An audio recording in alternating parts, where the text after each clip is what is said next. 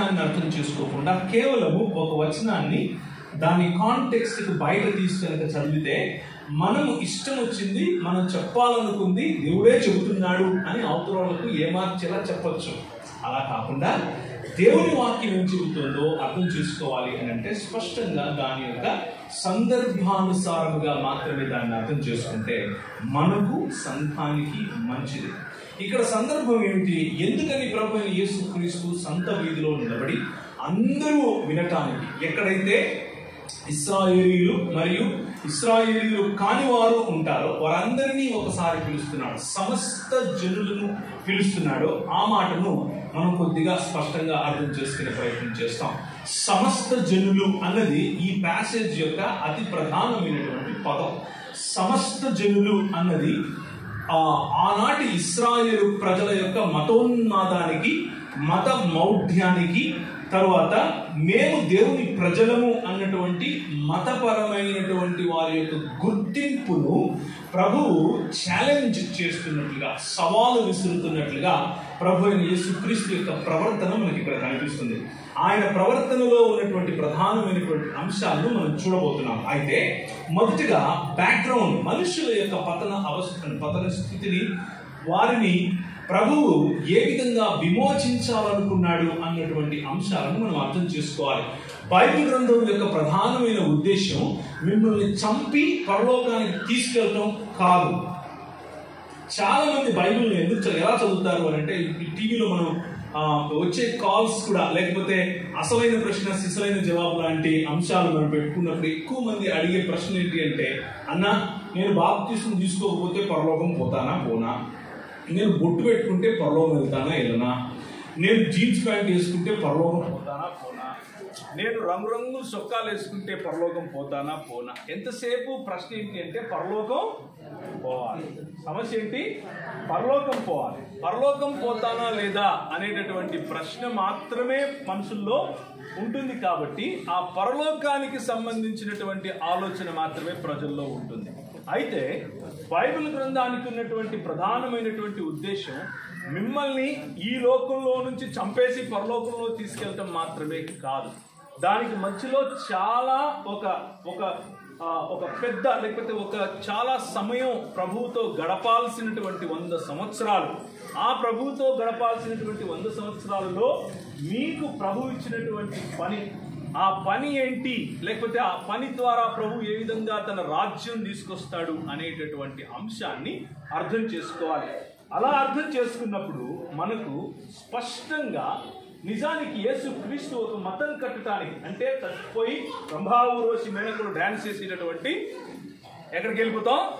స్వర్గానికి వెళ్ళిపోతామా, లేకపోతే ఇంకేదన్నా చేస్తామా, లేకపోతే దేవుని యొక్క నిజమైన ప్రణాళిక ఏమిటి అని మనకు అర్థం చేసుకునేందుకు అవకాశం ఉంటుంది.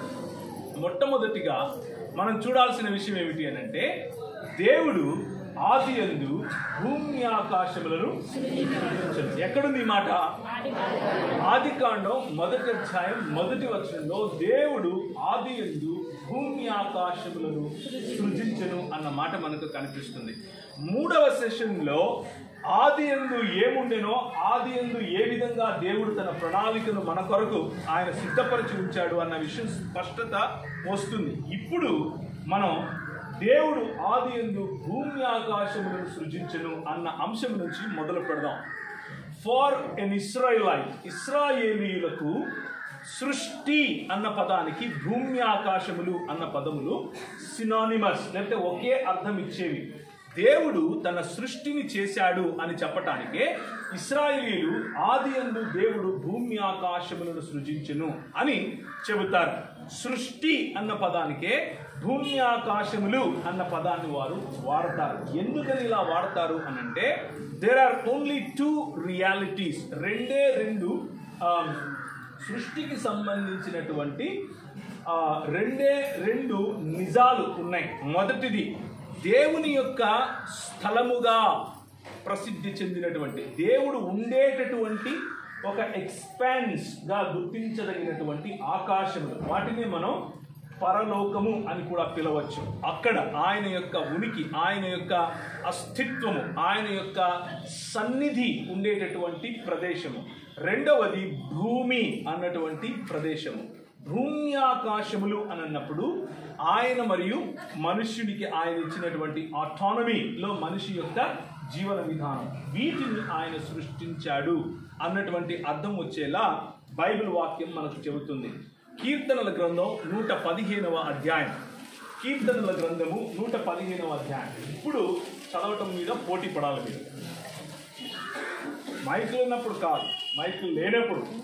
115వ అధ్యాయం 3వ వచనం నుంచి చదవాలి. మా దేవుడు ఆకాశమందు, ఎక్కడున్నాడు దేవుడు? ఆకాశమందు ఉన్నాడు. దేవుడు ఆదియందు ఏం సృష్టించాడు? ఆకాశములను సృజించెను. ఆకాశములు ఎవరి సొంతము?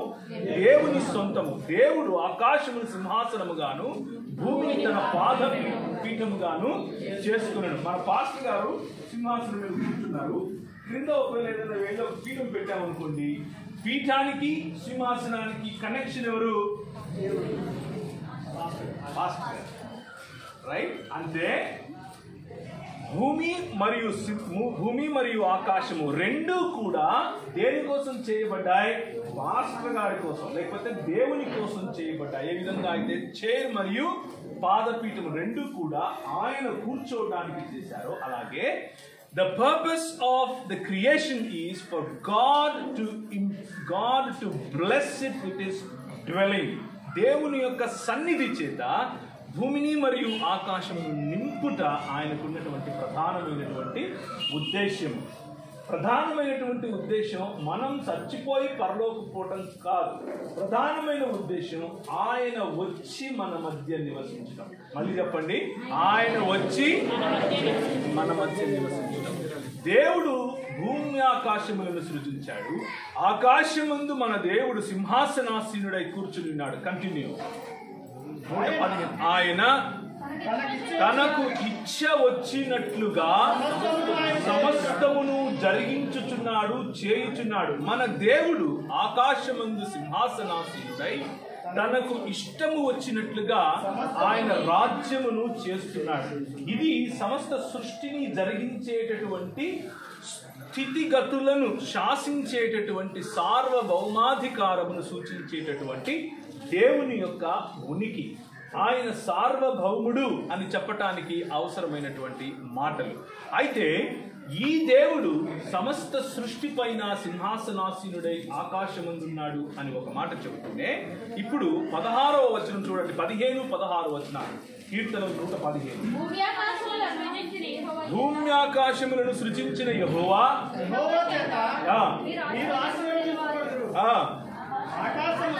ఆకాశములు యెహోవా వశము, భూమిని ఆయన ఎవరికి ఇచ్చాడు? నరులంటే ఎవరు? మగోళ్ళ. నరులంటే ఎవరమ్మా? మగోళ్ళ. ఇప్పుడు మీరు చూడండి, ఆదికాండం 1వ అధ్యాయము. ఆదికాండము 1వ అధ్యాయం. దేవుడు మనుషులను తన స్వరూపము చొప్పున నరుని సృజించెను. దేవుని స్వరూపమందు వారిని సృజించెను. నరులు అంటే ఎవరిప్పుడు?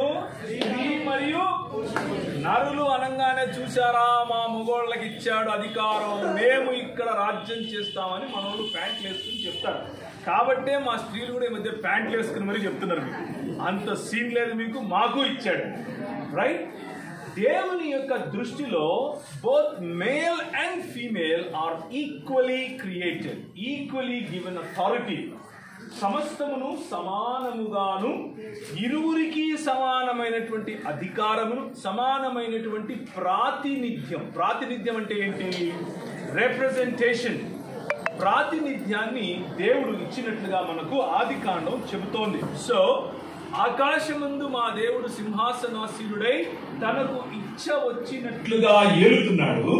తరువాత భూమిని ఎవరికి ఇచ్చాడు? నరులకు ఇచ్చాడు. నరుడు అనంటే స్త్రీ మరియు పురుషుడు. నరులు అనంటే కేవలము పురుషులు మాత్రమే కాదు.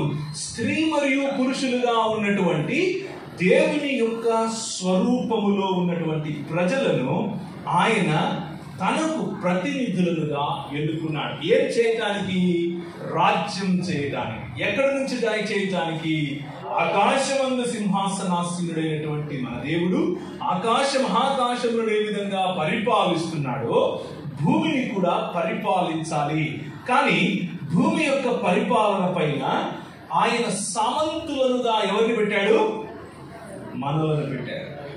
సామంతులనుగా లేకపోతే రిప్రజెంటేటివ్స్ గా ఆయన మనల్ని ఉంచాడు. మనకు మహిమా కిరీటమును ధరింపచేసి నువ్వు ఏలు అని అన్నాడు. మహిమా కిరీటములను ధరింపజేసినటువంటి దేవునికి సమానముగా అవ్వాలి అని మనం అనుకున్నాం. ఆయన మనలను మనుష్యులనుగా చేస్తే మనము దేవుళ్ళమవ్వాలని ఆశపడ్డాం. దీన్నే హమర్తీయ అంటారు. దీన్నే మిస్సింగ్ ద మార్క్ అంటారు. లేకపోతే నువ్వు గురి చూసి ఇక్కడ కొట్టాలరా అంటే నేను గురి చూసి ఇక్కడ కొట్టాలనుకున్నాను, అది సమస్య. గురి ఎక్కడ ఉంది? నేను వెళ్ళింది ఎక్కడికి? గురి మనుష్యులముగా బ్రతకటానికి, మనుష్యులముగా చేయబడటానికి.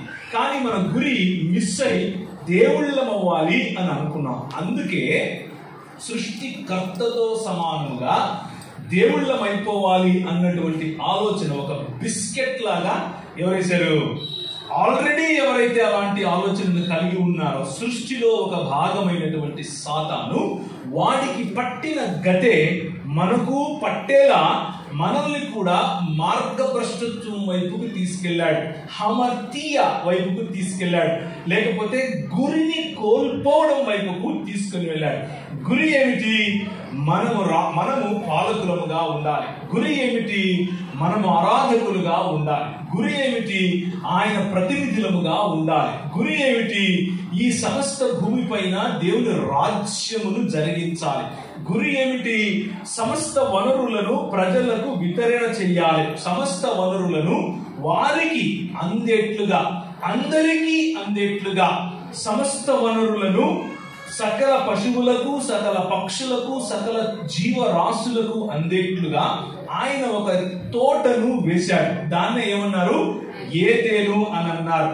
దాన్నే ఇశ్రాయేలీయుల యొక్క సంస్కృతిలో పరదైసు అని కూడా పిలిచారు. సో పరదైస్ అన్నటువంటి పదము ఒక పార్సీ పదము. ఏ పదము? పార్సీ పదం. పరదైస్ అని అంటే గార్డెన్ అని అర్థం. గార్డెన్ అని అంటే తోట అని అర్థం. సో పరదైస్ అన్నటువంటి ప్రదేశంలో ఎవరు ఉంచాడు? ఎక్కడ? భూమిపైనే ఆయన ఆదాము హవ్వలను ఉంచి వారికి సమస్తమైన అధికారం ఇచ్చాడు. దేనిపైన అధికారం ఇచ్చాడు?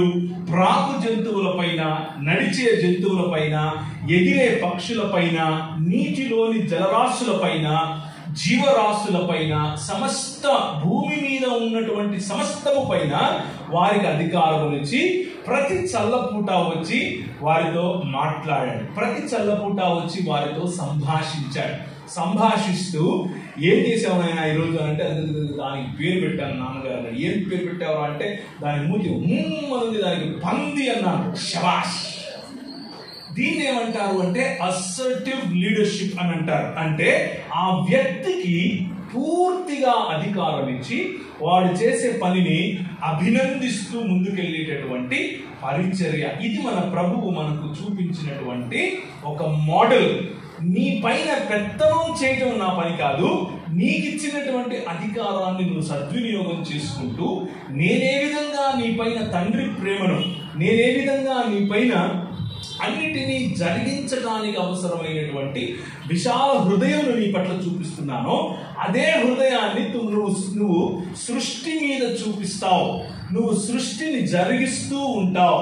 సృష్టిలో you will be a co creator with me. నాతో కలిసి పని చేసే విధంగా సృజనాత్మకతను కలిగి ఉంటావు అన్నటువంటి ఆశీర్వాదమును ఆయన ఇచ్చాడు. ఇదే ఆశీర్వాదాన్ని మనం ఎక్కడ చూస్తామంటే మొదటి అధ్యాయంలోనే, మీరు ఫలించండి, మీరు అభివృద్ధి చెందండి, విస్తరించండి, భూమిని నిండించండి మరియు దానిని లోబరుచుకోండి అన్నటువంటి 5-fold manifold లేకపోతే 5-fold మ్యాండేట్ అని పిలుస్తారు. మ్యాండేట్ అంటే అర్థం ఏంటి అని అంటే దాంట్లో బాధ్యత ఉండాలి, అలాగే బాధ్యత చేయడానికి అవసరమైన ఆశీర్వాదము ఉండాలి. ప్రభువు మీరు ఫలించండి అని ఆశీర్వదించాడు, ఫలించడాన్ని బాధ్యతగా కూడా నేర్పించాడు. అభివృద్ధి చెందమని ఆశీర్వదించాడు, అభివృద్ధి చెందటము ఒక బాధ్యతగా కూడా మనకు నేర్పించాడు. అలాగే మిగిలినవి కూడా. ఈ భూమిని లోపరుచుకోవటం అన్నది మనుషులకు ఇచ్చినటువంటి బాధ్యత మరియు ఆశీర్వాదం రెండు.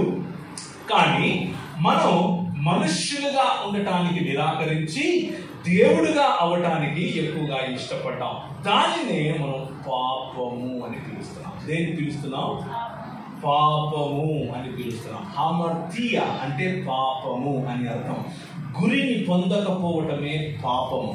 అంతేగాని చుట్టా బిడా బీడి సిగరెట్ సినిమా ఇవన్నీ చూశాడు కాబట్టి ఇప్పుడు నరకానికి వెళ్ళిపోతాడు, నెత్తిని బొట్టెట్టుకున్నారు కాబట్టి నరకానికి వెళ్ళిపోతారు, నెత్తిని చెంగేసుకోలేదు కాబట్టి నరకానికి వెళ్ళిపోతారు, మెట్టలు ఎట్టుకున్నారు కాబట్టి నరకానికి వెళ్ళిపోతారు, ఇప్పుడు నెత్తికి నూనె ఎట్టుకోలేదు, చేతికి సంచి వేసుకోలేదు, టోపీ పెట్టుకోలేదు, వీటన్నిటి కారణాల వల్ల ఏదో ఒక కారణం వెతికి ప్రజలను నరకానికి పంపించేదే పనిగా పెట్టుకుంటే దాన్ని ఏమంటారంటే మతం అంటారు. ఏమంటారు?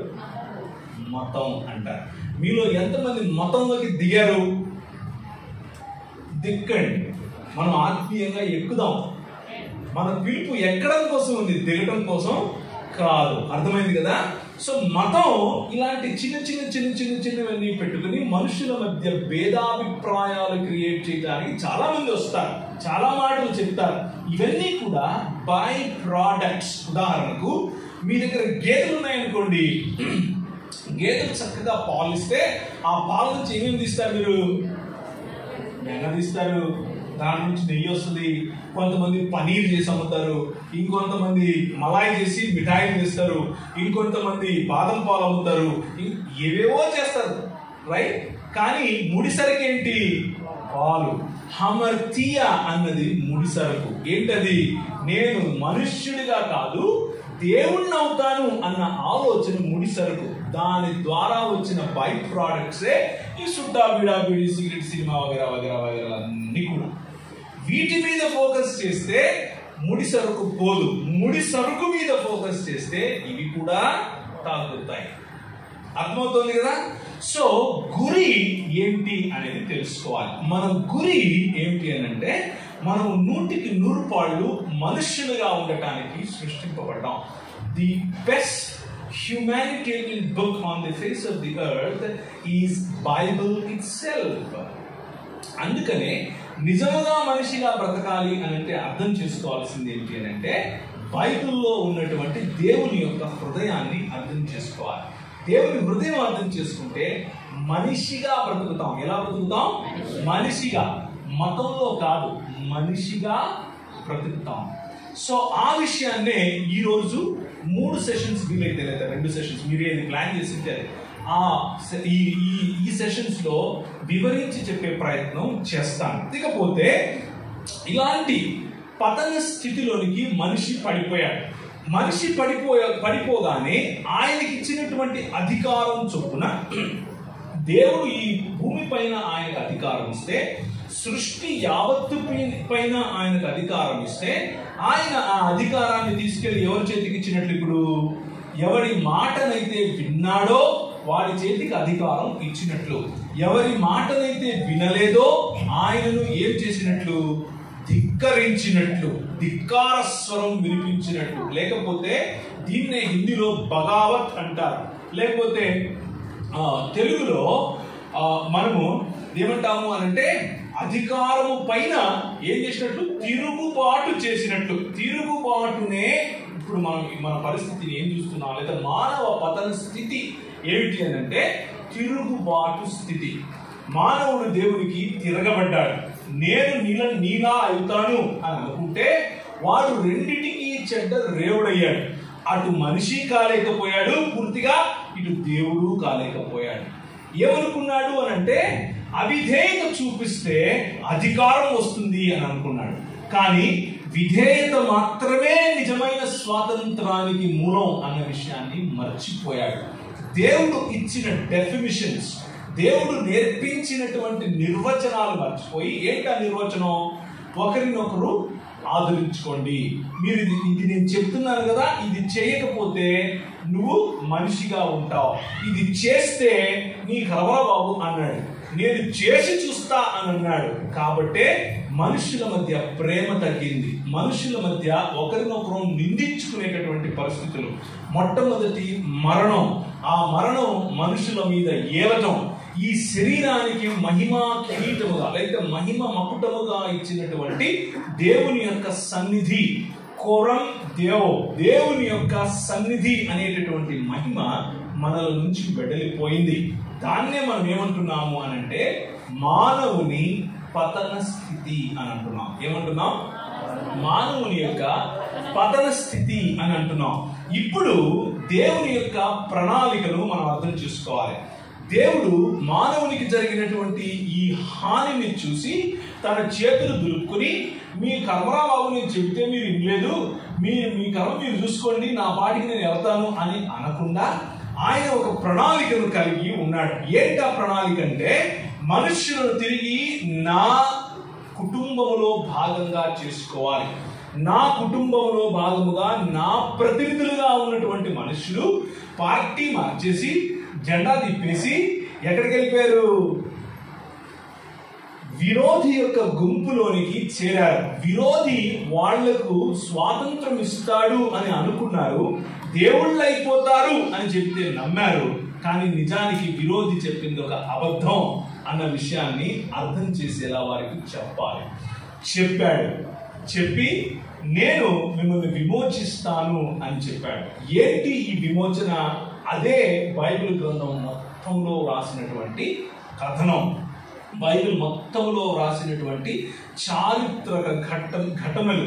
చారిత్రకంగా దేవుడు ఏ సమయాలలో ఏ విధంగా తన సృష్టిని విమోచించే పనిలో ఉన్నాడో, ఆ విమోచించే పనిలో యేసుక్రీస్తు ప్రభువుగా ఈ సమస్త సృష్టిని ఏ విధంగా సమస్త జనులను తన వైపుకు రమ్మని పిలుస్తున్నాడో, ఆ కథనంను చక్కగా రాసి వినిపించడమే బైబిల్ యొక్క ముఖ్యమైనటువంటి ఉద్దేశం. హల్లెలూయా, దేవునికి స్తోత్రం కలుగును గాక. దేవుడు మనల్ని విడిచిపెట్టలేదు, దేవుడు మన పాటికి మనల్ని విడిచిపెట్టలేదు. దేవుడు ఒక ప్రణాళిక కలిగి ఆ ప్రణాళికలో భాగంగా మన మధ్యకు వచ్చాడు. ఆ ప్రణాళికలో భాగంగా మనల్ని విడిపించేటటువంటి విమోచించేటటువంటి పనిని స్వయంగా ఆయనే చేయబోనాడు. ఈ మాటలు మనకు ఎఫెసీయులకు రాసిన పత్రిక 1వ అధ్యాయం 10వ వచనంలో కనిపిస్తుంది. ఎవరైనా చదవండి.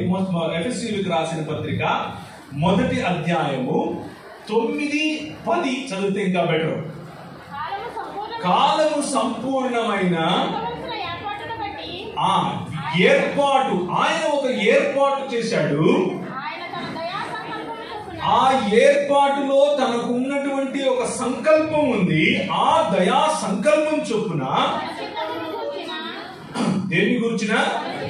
తన చిత్తాన్ని గూర్చిన మర్మాన్ని మనకు తెలియచేశాడు.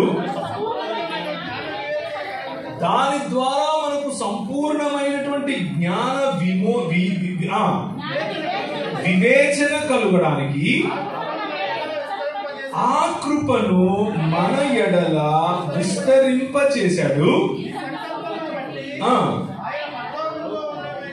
ఈ సంకల్పాన్ని బట్టి ఆయన పరలోకంలో ఉన్నవే కానీ భూమి మీద ఉన్నవే కానీ సమస్తమును క్రీస్తునందు ఏకముగా సమకూర్చవలనని దేవుని నిర్ణయము, దేవుని సంకల్పము, దేవుని దయా సంకల్పముగా పిలువబడినటువంటి దేవుని చిత్తం ఏమిటి? పరలోకమందున్నవే గాని భూమి ఎందున్నవే గాని యేసు క్రీస్తునందు సమకూర్చి సమాధానపరచుకోవాలి. This is the mission of God. దీంట్లో ఇంత పెద్ద విశాలమైన దేవుని సంకల్పంలో మనకు గుర్తొచ్చింది ఏంటి? నేను పరలోకం పోతానా లేదా? అర్థమవుతుంది కదా? నేను పరలోకం పోవాలి, మిగిలినంతా నాకేంటి? నేను పరలోకం పోవాలి. కానీ దేవుని సంకల్పం ఏమిటి? కేవలం నువ్వొక్కడికి పరలోకం పోవడం కాదు, ఆయన తన కుటుంబములోనికి సమస్త జనులను పిలుస్తూ ఉన్నాడు. తన కుటుంబంలోనికి ఆయన ఈ సమస్త సృష్టిని ప్రభు అయిన యేసు క్రీస్తునందు తన యొక్క విమోచన అన్నటువంటి దయా సంకల్పములో ఈ సృష్టిని విమోచించాలి. కోల్పోయినటువంటి అధికారాన్ని ఇవ్వాలి. కోల్పోయినటువంటి క్షేత్రంలో ఎక్కడెక్కడైతే పడ్డారో అక్కడక్కడ వాళ్ళని తిరిగి నిలబెట్టాలి. మనం చచ్చిపోయి పైకి పోతే దాన్ని ఏమంటారు? మరణం అంటారు. చచ్చిపోయి తిరిగి లేస్తే పునరుత్థానం అంటారు. దేవుని ప్రణాళిక మరణం కాదు. దేవుని ప్రణాళిక మరణాన్ని చంపటం, చంపి మరణాన్ని ముల్లెక్కడాన్ని ప్రశ్నించడం, చివరికి రెస్క్యూ, చివరికి తను ప్రేమించినటువంటి తన పిల్లలను తన ప్రేమికురాలుగా పిలిచినటువంటి సంఘాన్ని, తన భార్యగా వధువుగా పిలిచినటువంటి సంఘాన్ని అపవాది చేతిలో నుండి, అపవాది యొక్క ఇన్ఫ్లుయెన్స్, అపవాది యొక్క ప్రభావం నుండి తప్పించి తన సొంత భార్యగా చేసుకోవడమే ఈ మహా సంకల్పం. ఆ సంకల్పంలో మనందరం ఉన్నాం. ఇది స్పష్టమైనటువంటి బొమ్మ. చచ్చిపోతే పరలోకం పోతానా, నరకం పోతానా, పరలోకం పోతానా, నరకం పోతానా, ఎంతసేపు అక్కడే ఆగిపోయాం అనుకోండి, ముందుకెళ్ళలేదనుకోండి, మనమే కోల్పోతాం. నిజానికి మనం చాలా కోల్పోతున్నాం. ఏంటో తెలుసా? ప్రభు మనకి ఇచ్చినటువంటి ఫలించండి, అభివృద్ధి చెందండి, విస్తరించండి, భూమిని నిండించండి, దాన్ని లోపరుచుకోండి అన్నటువంటి ఈ వాగ్దానములతో కూడినటువంటి హక్కులను మనం కోల్పోతున్నాం. ఈ హక్కులు కోల్పోవడం కారణంగానే సాతాను యొక్క రాజ్యము క్రిందికి సమస్త వనరులు వెళ్ళిపోయాయి. సమస్త వనరులు సాతాను చేతిలోనికి, సాతాను రాజ్యంలోనికి వెళ్ళటం కారణంగా సాతాను ప్రతినిధులు ప్రపంచం పైన పెత్తనం చేస్తున్నారు. ఏం చేస్తున్నారు? పెత్తనం చేస్తున్నారు. కానీ ప్రభువు ప్రతినిధులు చేయాల్సింది పెత్తనం కాదు. సంఘంలో అయినా, సమాజంలో అయినా, ఇంకెక్కడైనా సరే పెత్తనం కాదు. తండ్రి హృదయాన్ని చూపించేటటువంటి దిక్సూచులుగా ఉండాలి. తండ్రి ఏ విధంగా పిల్లల పట్ల తన హృదయాన్ని ఆయన ధారపోస్తాడు, తన వనరులను ధారపోస్తాడు, తండ్రి ఏ విధంగా తన పిల్లలను పైకి తీసుకుని రావాలని ఆశిస్తాడు. సంఘానికి ఉన్నటువంటి ప్రధానమైన లక్ష్యం కూడా ఈ సమస్త జనులను తన తండ్రి దగ్గరికి తీసుకుని రావటమే ఈ సంఘానికి ఉన్నటువంటి ప్రధానమైనటువంటి లక్ష్యం. దేర్ఫోర్ ప్రభువు తనకున్నటువంటి చిత్తంలో ప్రభు అయిన యేసు క్రీస్తునందు సమస్తమును సమకూర్చి తన వైపుకు సమాధానపరచుకోవాలనుకున్న కారణం చేత మొట్టమొదటిగా ఆయన ప్రణాళికలో భాగంగా నోవహును ఎన్నుకున్నాడు. ఎవరిని? నోవహును ఎన్నుకున్నాడు. 6వ అధ్యాయము ఆదికాండం. నోవహుకు ఒక పనిని అప్పచెప్పాడు. ప్రభువు యొక్క ఎన్నిక, దేవుని యొక్క ఎన్నిక కేవలము చంపి పరలోకం తీసుకొని పోవటం అన్నది ఎక్కడా కనబడదు. బైబిల్ మొత్తంలో మీరు వెతకండి, వెతికి అలసిపోతారు, కానీ కనబడదు. దేవుని యొక్క ఎన్నిక ప్రతిసారి ఒక నిర్దిష్టమైన ఒక కార్యానికి, లేదా ఒక విజన్, ఒక సంకల్పానికి, ఒక దర్శనానికి కట్టుబడి పనిచేయటానికి పిలుపు ఉంటుంది. ఆ పిలుపు నోవహు జీవితంలో మనం చూస్తాం. నోవహు తాత ఓడ కట్టాడు. ఆ నోవా తాత ఓడలో 2 బర్రెలు ఉన్నాయి, 2 గొర్రెలు ఉన్నాయి, 2 చేపలు ఉన్నాయి. మన పిల్లలు పాట పాడుతూ ఉంటారు కదా, అలాంటిది ఆ నోవహు తాత కట్టిన the ark of the నోవాస్ arc, లేకపోతే నోవా కట్టిన ఆ ఓడ యొక్క ప్రధానమైన ఉద్దేశం ఏమిటి అని అంటే, గాడ్ రీఇనిషియేటెడ్ హిస్ క్రియేషన్. దేవుడు తన సృష్టిని నూతన సృష్టిగా మార్చడానికి మొదలు పెట్టాడు. దేవునికి స్తోత్రం కలుగునుగాక. పతనం అయిపోయినటువంటి స్థితి నుంచి దానిని తిరిగి ఆయన ఏం చేయాలి? విమోచించాలి. విమోచించడానికి ఆయన ఓం ఫటాఫట్ అంటే అయిపోతుంది కదా అని చాలా మంది అడుగుతారు. అలా ఓం ఫటాఫట్ అనడానికి దేవుడు మాయలాడి కాదు. ఆయన దేవుడు. ఆయనకు ఒక ప్రణాళిక ఉంది, ఆయనకు ఒక పద్ధతి ఉంది. నా మాట వినలేదా ఏసేయ్ అనే టైపు కాదు. నా మాట వినలేదా, నో ప్రాబ్లం, నువ్వు వినేంత వరకు నేను నిన్ను సహిస్తాను, ప్రేమిస్తాను అనేది మన తండ్రి యొక్క హృదయం. ఆయన హృదయం మనం మాట వినలేదు కాబట్టి శిక్షించి నరకంలో వేసి ప్రవీణ్ 65 లేకపోతే ఇంకేంది మన ఎజ్రా తందూరి ఇలాంటివి చేసేవాడు కాదు మన దేవుడు. మనకు మైండ్ లో అలాంటిది వస్తుంది. దేవుడు శిక్షిస్తే ఏం చేస్తాడు, సరసర నీళ్ళు కాగుతూ ఉంటే, నీ నూనె కాగుతూ ఉంటే ఎజ్రాని వేస్తాడు. అందులో వేసి ఇలా తీస్తేనే వేస్తాడు, ఏమైపోతాడు, తందూరి అయిపోతాడు. ఇది దేవుడి శిక్ష. That is not the way God deals with us. దేవుడు ఆ విధంగా మనతో, మన పట్ల, మన పక్షంగా ఆయన ఉంటాడని అనుకోవటం చాలా సంకుచితమైనటువంటి ఆలోచన. ఎజ్రా 65 లేకపోతే ప్రవీణ్ తందూరినో చేయడానికి ఆయన గరుడ పురాణంలో ఉండే దేవుడు కాదు. ఆయన ఏం దేవుడు? బైబిల్ దేవుడు. బైబిల్ దేవునికి హృదయంలో ప్రేమ ఉంది. మనల్ని తిరిగి గెలుచుకోవాలి, మీరు స్వచ్ఛందంగా తిరిగి తండ్రి దగ్గరికి రావాలి అన్నటువంటి ఆశ ఉంది. దానికోసమే ఆయన he started creating it or he started adjusting some things once again. పాపము భయంకరంగా పెరిగిపోయినప్పుడు నరుల హృదయములలోని ఆలోచనలోని ఊహ అంతయు కేవలము ఎల్లప్పుడూ చెడ్డది అని తెలుసుకున్న తర్వాత he started recreating. ఆయన నూతన సృష్టి కార్యాన్ని మొట్టమొదటిసారిగా నోవహు కాలంలో మొదలు పెట్టాడు. అందరినీ జంట జంటలుగా తీసుకుని వచ్చి వారి ద్వారా సమస్త లోకములను తిరిగి ఫలించండి, అభివృద్ధి చెందండి, విస్తరించండి, భూమిని నిండించండి దాన్ని అన్న కార్యాన్ని తిరిగి మొదలు పెట్టింపజేశాడు. ఎవరితో? దేవుని ప్రతినిధులైనటువంటి మనుష్యులతోనే. ఎవరు దేవుని ప్రతినిధి ఇక్కడ? నోవహు. ఆ ప్రాతినిధ్యంతో మొదలైంది. కానీ మనుషులు ఎప్పటిలాగే వారికి ఉన్నటువంటి పతన స్థితి కారణంగా వారు బాబేలు నిర్మించుకోవడం, దేవుని నుంచి తిరిగి దూరం అయిపోవడం, దీన్నే ఎక్సైల్ అని పిలుస్తారు. To go away from God, దేవుని నుంచి దూరం అయిపోవడం, దీన్నే మరణము అని పిలుస్తారు.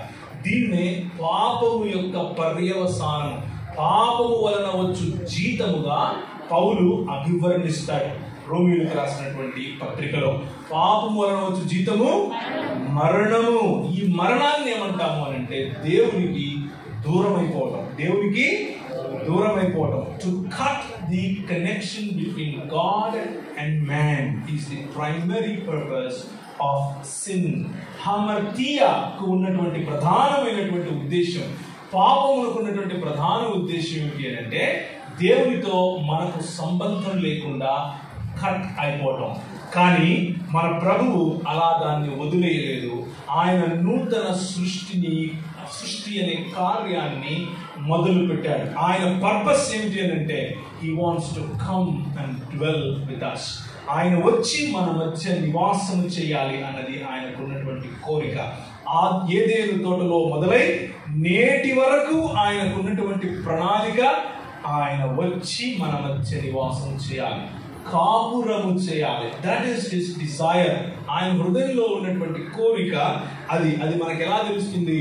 మనం ఎఫెసీయులకు రాసిన పత్రిక మొదటి అధ్యాయం 10వ వచనంలో ఆల్రెడీ చూసాం. ఇంకా చాలా చూస్తాం. ఈ రోజు చాలా విషయాలు మనం బైబిల్ గ్రంథంలో నుంచి ఇలాంటి విషయాలే చూస్తాం. ఇకపోతే ఆ పరిస్థితుల్లో ఆదికాండం 12వ అధ్యాయం దగ్గరకు వచ్చి మన కళ్ళు ఆగుతాయి. ఆదికాండం 12వ అధ్యాయంలో ఒకానొక వ్యక్తి, బొమ్మలకు మొక్కేటటువంటి వ్యక్తి, లేకపోతే ఈ సృష్టిలో ఉన్నటువంటి సృష్టికి మొక్కేటటువంటి ఒక వ్యక్తిని ప్రభువు పిలుచుకుంటాడు. అబ్రహాము అనంటే చిత్తం ప్రభువా అని అన్నాడు. నీ ఇంటిని, నీ ఇంటి వారిని విడిచిపెట్టి నేను చూపించేటటువంటి ఒక దేశంలోనికి వెళ్ళాలి. నిన్నేం చేస్తాను? నిన్ను ఒక గొప్ప జనము అన్నప్పుడు వాడిన గ్రీకు పదం ఏది? సెప్టాజింట్ అన్నటువంటి Greek translation of the Hebrew Bible. ఈ హెబ్రీ బైబిల్ గ్రీకులోకి ట్రాన్స్లేట్ చేస్తే వాడిన పదము ఎత్నే అన్న పదము. ఎత్నే అంటే ఏంటి అర్థం? దేశము అని అర్థం. అందుకనే ఇంగ్లీష్ లో I will make you a great nation అని ట్రాన్స్లేట్ చేశారు. మనం తెలుగులో జనము అని ట్రాన్స్లేట్ చేశాం. సమస్త జనులారా నా యుద్ధకు రండి అన్న మాటను గుర్తుపెట్టుకోండి. మనం ఇంకా మన టాపిక్ నుంచి బయటికి ఏం వెళ్ళలేదు, ఒకే టాపిక్ లో వెళ్తున్నాం. జనములు అన్నటువంటి మాట దగ్గరకు వచ్చి ఆగుతున్నాం. సమస్త జనములను ఆశీర్వదించడం ఆయన ప్రణాళిక. అందులో ఐగుప్తు వాళ్ళు ఉన్నారు, అందులో కల్దీయులు ఉన్నారు. కల్దీయులని స్పెసిఫిక్ గా ఎందుకు చెప్తున్నాను అని అంటే, అబ్రహాము కల్దీయులకు చెందినటువంటి వాడు. సిరియా దేశంలో మాట్లాడేటటువంటి అరమైక్ భాష లేకపోతే సిరియను భాషగా పిలువబడినటువంటి కల్దీయులలో భాగంగా ఉన్నటువంటి అబ్రహామును పిలిచాడు. అబ్రహాము అబ్రహాము లోతును వెంట పెట్టుకుని తన భార్యను వెంట పెట్టుకుని బయలుదేరాడు. ఆయనకున్నటువంటి ప్రధానమైనటువంటి పర్పస్, ఆయనకున్నటువంటి ప్రధానమైనటువంటి ఉద్దేశం ఏమిటి? నోహు జీవితంలో ప్రధాన ఉద్దేశం ఏమిటి? ఇప్పుడేగా చెప్పాను. ఆయన నూతన సృష్టిని మొదలు పెట్టాడు ప్రభు. నూతన సృష్టి ద్వారా సమస్త లోకములను ఆయన ఆశీర్వదించాలి. సమస్త లోకములను తిరిగి పాపపు పతన స్థితి నుంచి రక్షించి తన కుటుంబంలో భాగముగా చేయాలి. దానికి మొట్టమొదటి స్టెప్ నోహు. రెండవ స్టెప్ మధ్యలో ఇంకా చాలా చాలా జరుగుతున్నాయి. నేను సెలెక్టివ్ గా కొన్ని మీకు ఈజీగా గుర్తుండటం కోసం తీసుకుంటున్నటువంటి అంశాలు. 12వ అధ్యాయంలో అదే సమస్త జనులను తిరిగి దేవుని యొక్క సొత్తుగా చేసుకోవటానికి దేవుడు పావులను కలుగుతున్నాడు. దేవుడు తన ప్రజలను ఎన్నుకుంటున్నాడు. ఆ ఎన్నుకునే క్రమంలో అబ్రహాము మొదటి వరుసలో మనకు కనిపిస్తున్నాడు. విశ్వాసులకు తండ్రిగా పిలువబడినటువంటి అబ్రహాము ఇప్పుడు సమస్త దేశముల పైన తండ్రిగా చేయబడటానికి దేవుడు ఎన్నుకుంటున్నాడు. The purpose of God choosing human beings is not to kill them and take to heaven, rather bless the nations and bring them back to his fold. మనుషులను చంపి పరలోకం తీసుకెళ్ళడానికి ఆయన యొక్క ప్రణాళిక ఉంది అని అనుకుంటే మనం తప్పులో కాలేసినట్లే, బైబిల్ పూర్తిగా అర్థం చేసుకోనట్లే. ఆయన ప్రధానమైన ప్రణాళిక ఏమిటి అని అంటే, ఆయన వచ్చి తన ఇంటిలో నివాసం ఉండాలి. ఆయన వచ్చి తన కుటుంబాన్ని, తన కాపురాన్ని చక్కబెట్టుకోవాలి. ఆయన వచ్చి తన వధువుతో పెండ్లి ఆడాలి. ఆ పెండ్లి ఆడేటటువంటి క్రమానికే ఆ వధువులో లేకపోతే ఆ వధువును నిర్మించడానికి అవసరమైనటువంటి వ్యక్తులను ఆయన ఏం చేసుకుంటున్నాడు? ఏర్పాటు చేసుకుంటున్నాడు. ఆ ఏర్పాటులో భాగమే అబ్రహాం. ఏమని పిలుస్తున్నాడు అబ్రహాము? అబ్రహాము, నువ్వు వస్తే నేనేం చేస్తాను?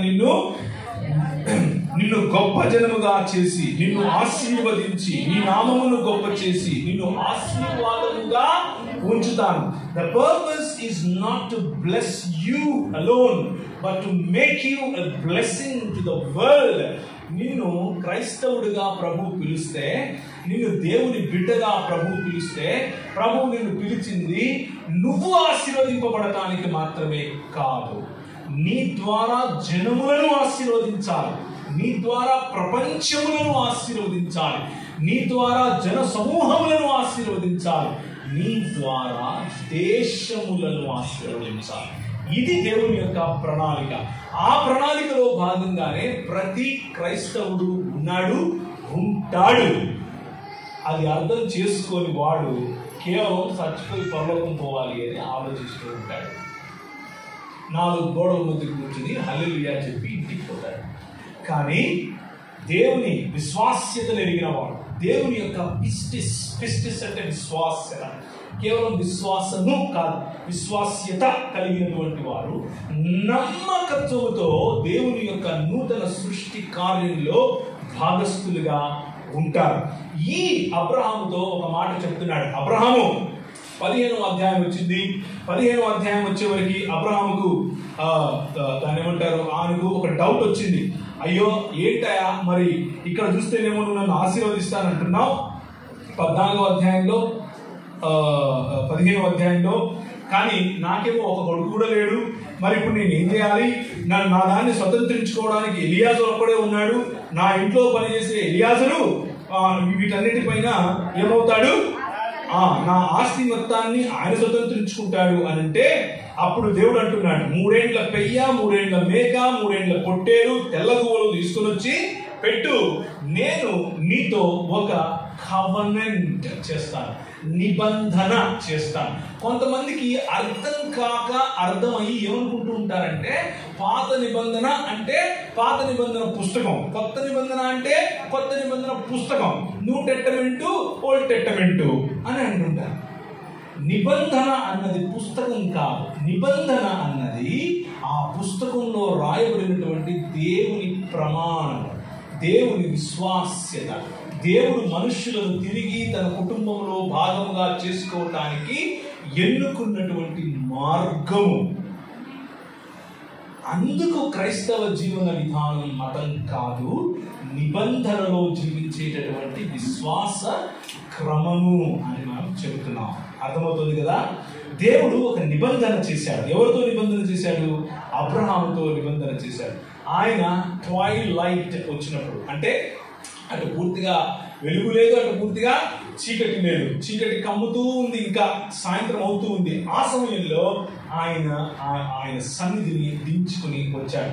నిబంధన రక్తముతో చేశాడు. ఎందుకు ఆ రక్తములో జీవం ఉంటుంది. పాపము ఏం చేస్తుంది? మరణాన్ని తెస్తుంది. నీ మరణాన్ని పోగొట్టి జీవం రావాలంటే, నువ్వు చావు నుంచి బయటికి రావాలంటే నేను ఇచ్చే నిబంధనలో నువ్వు బ్రతకాలి అని గుర్తు చేశాడు. నీవు నా నుంచి దూరం అయిపోవటం అంటే చావురా బాబు అని అర్థం. నువ్వు నాకు దగ్గరికి రావటం అని అంటే బ్రతకటం అని అర్థం. మళ్ళీ 115వ అధ్యాయము కీర్తనల గ్రంథం 115వ అధ్యాయం. ఎందుకని ఈ నిబంధనలో ఉన్నటువంటి లోతులు మనం అర్థం చేసుకోవాలి? we will get to see now.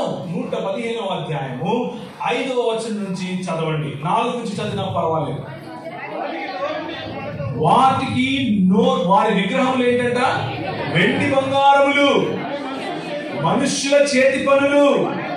వాటికి నోరుండి మాట్లాడవు, కన్ను నుండి చూడవు, చెవి నుండి వినవు, ముక్కు నుండి వాసన చూడవు, చేతి నుండి ముట్టుకోలేవు, పాదం నుండి నడవలేవు, ముందుకు అసలు వాటికి చలనం ఉండదు. ఇది చాలా ఇంపార్టెంట్. ఇంతవరకు చదివినంత ఒక ఎత్తు అయితే, ఇప్పుడు మీరు చదవబోయేది చాలా ఇంపార్టెంట్. పెన్ను ఉంటే పెన్ను తీసుకుని అండర్లైన్ చేసుకోండి.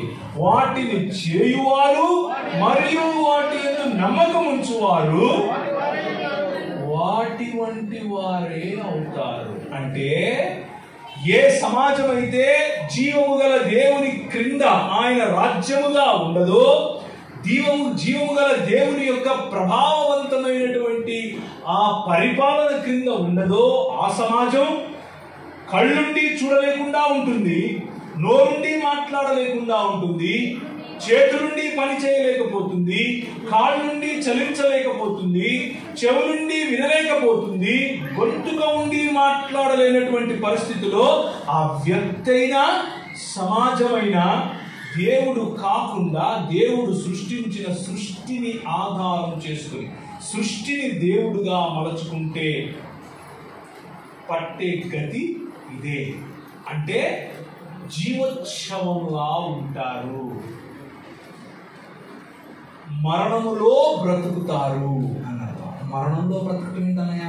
మరణం అంటే చచ్చిపోవటం కదా అన్నయ్య. మరి అదే అన్నయ్య సమస్య. ఇప్పుడు నువ్వు అట్లా పూర్తిగా చచ్చిపోను లేదు, అటు పూర్తిగా బ్రతికి లేదు.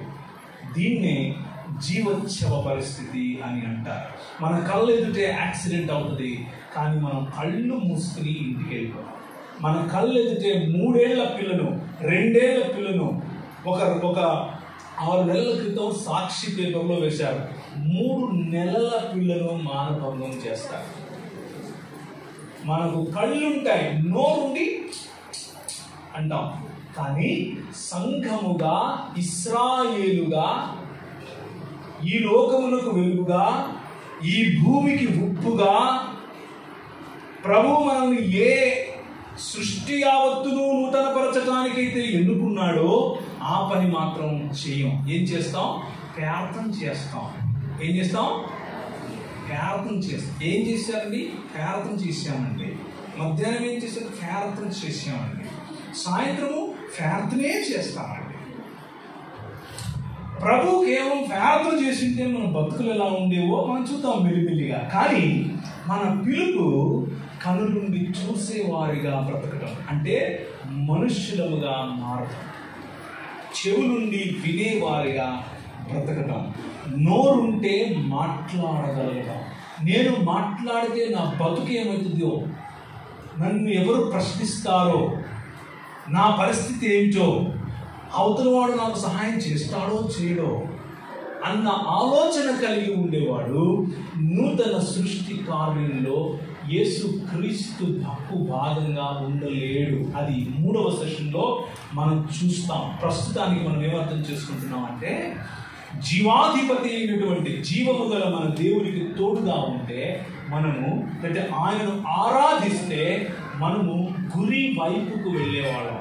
ఆయన కాకుండా మన చేతి పనులు, మన విద్య, మన అందం, మన కులం, అమ్మా ఏంటంటే కులం అనేసరికి మన కులం ఆరాధించిన దాన్ని మేము దాన్ని మొక్కమంటే మేము ఎక్కడ ఆరాధిస్తామంటే, అవునా, దాన్ని ఆధారంగా చేసుకుని బ్రతికినా దాన్ని ఆరాధించడమే.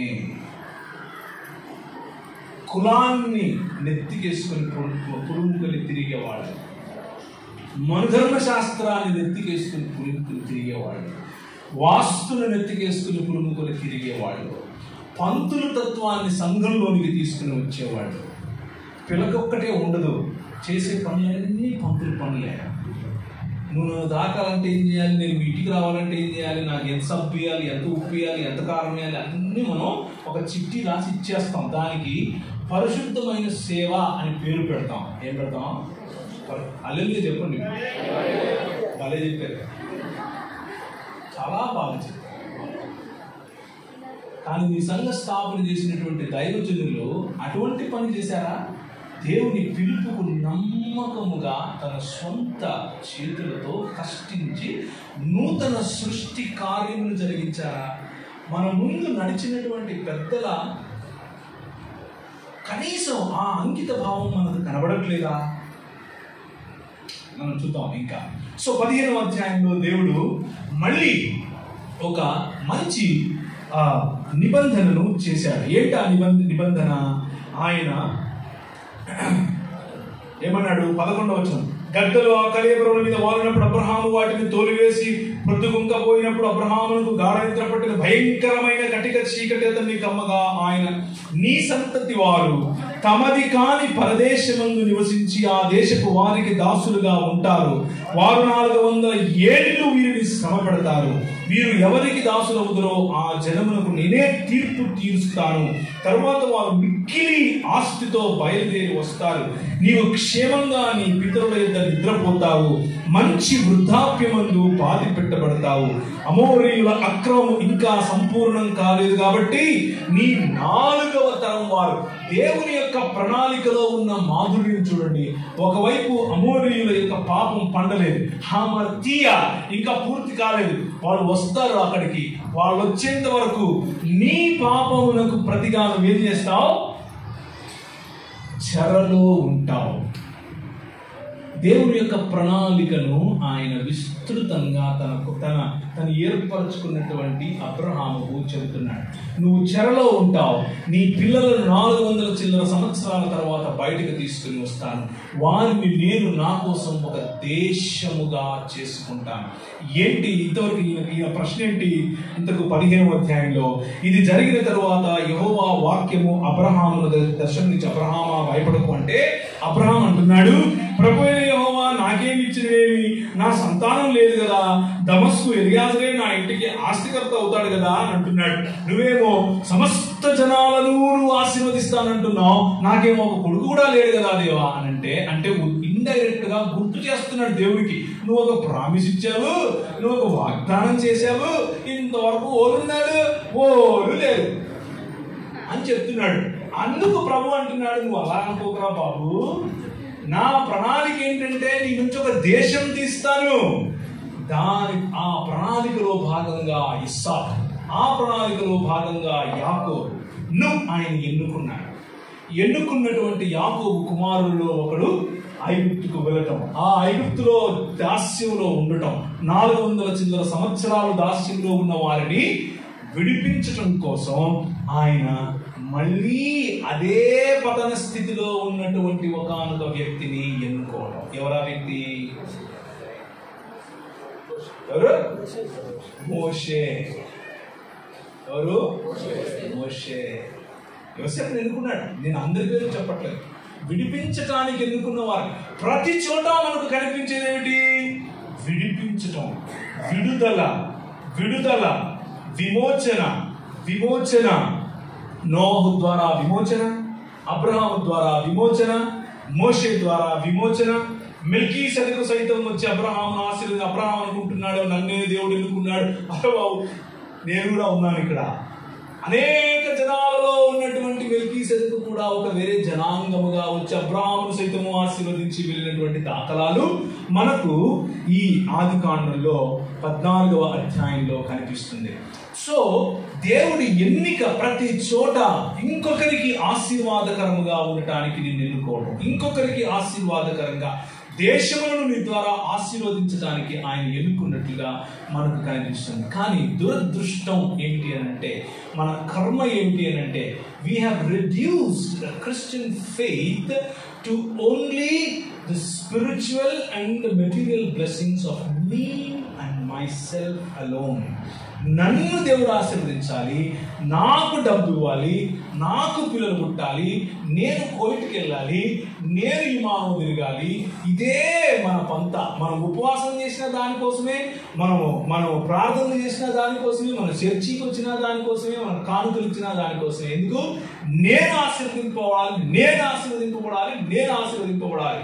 పరిశుద్ధాత్ముడు మనకు కావాలి. ఎందుకు కావాలి? నన్ను ఆశీర్వదిస్తాడు. ఏం ఆశీర్వదిస్తాడు? డబ్బు ఇస్తాడు, మంచి మొగుడు ఇస్తాడు, మంచి భార్య వస్తుంది, ఇదే ఉంటుంది మనకు. But that is not the purpose my brothers, my sisters. అది మాత్రమే ఆయన యొక్క సంకల్పం కాదు. ఆయన సంకల్పం సమస్త జనులను ఆశీర్వదించడం. అదే నోహు జీవితంలో మనం చూసాం, అదే అబ్రహాము జీవితంలో మనం చూసాం, మోషే జీవితంలో కూడా అదే చూస్తాం. నిర్గమాకాండం 3వ అధ్యాయం. నా సమయం అయిపోయింది, ఇంకొక 5 నిమిషాల్లో ముగించేస్తాను. నిర్గమాకాండం 3వ అధ్యాయం. ఈయన మిద్యాన్లో తన మామయ్య ఇత్రో ఇంటికి వెళ్ళిపోయాడు. ఇత్రో ఇంటికి వెళ్ళిపోయి ఏం చేస్తున్నాడు? గొర్రెలు కాసుకుంటున్నాడు. గొర్రెలు కాసుకుంటూ ఉంటే దేవుడి పర్వతం దగ్గరికి వచ్చినప్పుడు మోషే మిద్యాను యాజకుడైన ఇత్రో అని తన మామ మందను మేపుచు దేవుని పర్వతమైన హోరేబునకు వచ్చిన ఒక 10 అడుగుల అగ్ని జ్వాలలో యెహోవా దూత అతనికి ప్రత్యక్షమాయెను. మోషే మోషే అని అతన్ని పిలిచినందుకు అతడు చిత్తము ప్రభువా అన్నందుకు ఆయన దగ్గరకు రావద్దు, ఈ పాదములు. ఇక్కడ దేవుడు మోషేని పైకి తీసుకెళ్లిపోయి మాట్లాడుతున్నాడా? దేవుడే కిందికి వచ్చి మోషేతో మాట్లాడుతున్నాడా? This is the pattern everywhere. మొత్తం బైబిల్లో దేవుని ఆలోచన ఆయన దిగి రావడం, మనం ఎక్కిపోవడం కాదు, ఆయన దిగి రావడం. మనం ఇంకా ముందుకు చూస్తాం. ప్రభువైన యేసుక్రీస్తు ఆరోహణమైన విషయం కూడా మనం చూస్తాం. 2వ తెస్సలోనికీయులకు రాసిన పత్రికలో మనం ఎత్తబడతామన్న విషయాన్ని కూడా మనం మధ్యాహ్నం చూస్తాం. కానీ ప్రధానమైన ఉద్దేశాన్ని ఈరోజు నేను మీకు చూచాయిగా ఇక్కడ చెప్పే ప్రయత్నం చేస్తాను. మరియు ఆయన, నేను నీ తండ్రి దేవుడు అబ్రహాము దేవుడు, ఇస్సాకు దేవుడు, యాకోబు దేవుడు అని చెప్పగా మోషే తన ముఖమును కప్పుకొని దేవుని వైపు చూడవెరచను. మరియు యెహోవా ఇట్లనెను, నేను ఐగుప్తులో ఉన్న నా ప్రజల బాధను, ఈ ప్రజలు బాధపడతారని ఎప్పుడు చెప్పాడు? అబ్రహాంతోనే చెప్పాడు. ఎప్పుడు చెప్పాడు? 400 చిల్లర సంవత్సరాల క్రితమే చెప్పేశాడు. చెప్పి ఇప్పుడు తన ఇచ్చిన నిబంధనకు, తను చేసిన ప్రమాణమునకు విశ్వాస్యత చూపిస్తూ నిలబడుతున్నాడు. విశ్వాస్యత చూపిస్తూ నిలబడి ఏమంటున్నాడు అని అంటే,